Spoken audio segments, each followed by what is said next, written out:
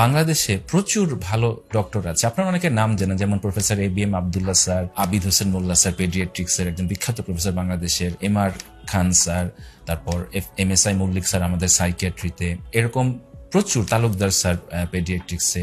আমি অসংখ্য মানুষ বলতে পারবো, আমার একজন প্রিয় স্যার শহীদুজ্জামান স্যার অর্থোপেডিক্সের, অসম্ভব ভালো মানুষ। তারা জীবনে কত সহস্র মানুষের যে হেল্প করেছে এটা আসলে গুণে শেষ করা যাবে না।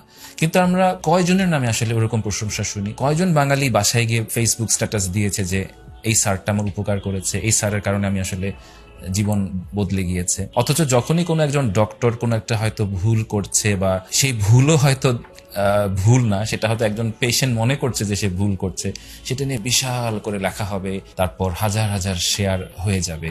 এটা আসলে কতটুকু যৌক্তিক? কম্পেয়ার টু আপনি যদি ইন্ডিয়ানদের দেখেন, তারা কিন্তু নিজ দেশের মানুষের সমালোচনা, বদনাম কম করে।